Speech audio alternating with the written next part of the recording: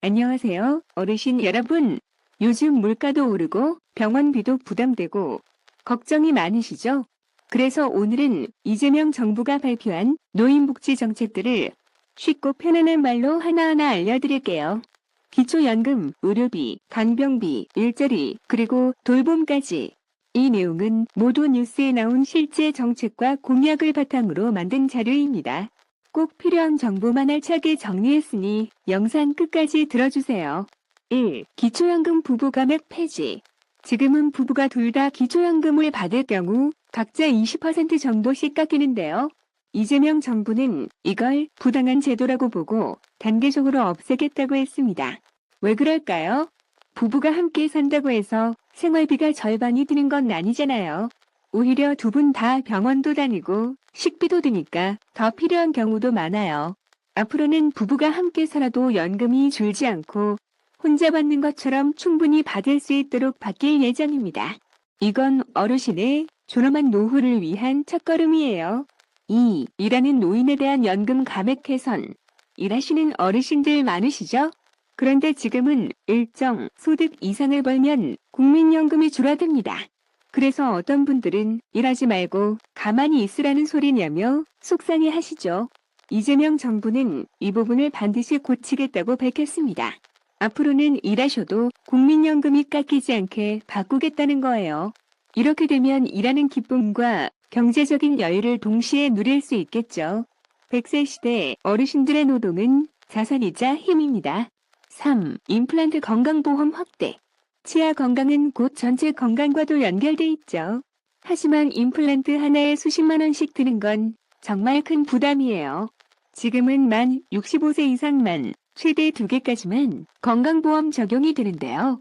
이재명 정부는 이걸 60세 이상으로 낮추고 적용 개수도 4개까지 늘리겠다고 약속했습니다. 즉, 더 많은 분들이 더 부담 없이 임플란트를 하실 수 있게 되는 거죠. 앞으로는 아프지 않고 맛있게 드시는 어르신이 더 많아지길 바랍니다. 4. 간병비 공공책임제 도입. 병원에 입원하면 하루 이틀이 아니라 몇 주, 몇 달이 되기도 하죠. 그때마다 간병비가 하루에 몇만 원씩 나오니까 가족들이 정신적으로도 경제적으로도 너무 힘들어집니다. 이재명 정부는 이 문제를 국가가 책임져야 한다고 보고 공공간병제도를 확대하겠다고 발표했습니다. 혼자 간병인을 쓰는 대신 병원에서 공공간병인을 배정받고 비용은 건강보험이 일부 부담하도록 바꾸겠다는 거예요. 어르신과 가족이 모두 안심할 수 있도록 간병비를 줄이는 제도입니다. 5. 지역사회 통합 돌봄 확대. 어르신들 아프다고 꼭 병원이나 요양원에 오래 계셔야 할까요? 이재명 정부는 내 집에서 편하게 돌봄받는 사회를 만들겠다고 밝혔어요. 바로 지역사회 통합 돌봄이란 제도입니다. 이 제도는 필요한 의료, 식사, 간호 서비스를 어르신의 동네에서 받을 수 있게 해주는 거예요. 간단한 재활치료부터 식사 배달, 방문, 간호까지 집에서 지내시면서 받는 거라 훨씬 편하고 정서적으로도 안정적이죠. 6. 주치의 제도 확대. 여러 병원을 돌아다니는 건 힘도 들고 설명도 반복해야 해서 너무 번거롭죠. 그래서 이재명 정부는 어르신 한 분 한 분에게 전담 주치의를 지정해드리는 제도를 추진 중입니다. 한 의사 선생님이 지속적으로 건강 상태를 관리해 주시기 때문에 어떤 약을 먹고 계신지 병력이 어떤지 파악이 빠르고 정확해요. 특히 고혈압이나 당뇨처럼 꾸준한 관리가 필요한 분들께 이 제도는 정말 큰 도움이 될 겁니다. 7. 경로당 급식 및 프로그램 강화. 경로당은 어르신들의 쉼터이자 소통 공간이죠.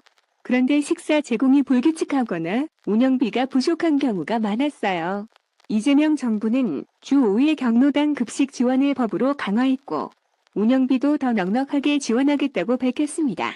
뿐만 아니라 경로당이나 복지관에서 건강체조, 미술 수업, 스마트폰 교실 같은 프로그램도 더 확대할 예정이에요. 이런 공간이 많아질수록 어르신들의 삶의 질도 함께 좋아집니다. 8. 어르신 공공일자리 확대. 할 수 있는데 누가 시켜주질 않아서 못해요. 이런 말씀 많이 들었습니다.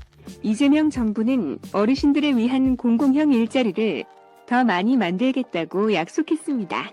예를 들어 학교 앞 교통안전 도우미, 마을버스 안내원, 공공도서관 또는 체육시설 보조 인력 등입니다. 일자리는 단순히 수입이 아니라 삶의 보람과 건강한 사회 참여로 이어집니다. 9. 고령자 안전 인프라 확대. 길을 걷다가 미끄러지거나 계단이 불편하셨던 경험 있으시죠?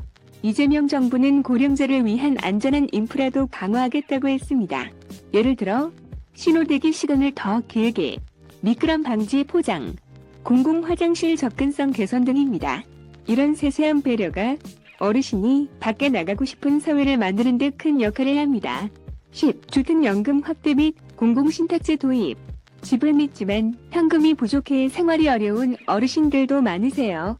그래서 이재명 정부는 주택연금 가입 조건을 완화하고 어르신의 집을 국가가 관리해주는 공공신탁 제도를 함께 도입하겠다고 밝혔습니다. 이렇게 되면 자산은 지키면서도 매달 연금처럼 생활비를 받는 방식이 가능해져요. 내 집에서 살면서 내 삶도 지킨다는 것. 이게 바로 이 정책의 핵심입니다. 오늘은 이재명 정부의 노인복지 정책 10가지를 함께 살펴봤습니다. 기초연금부터 의료, 돌봄, 일자리, 주택까지 어르신의 생활과 밀접한 내용을 중심으로 설명드렸어요.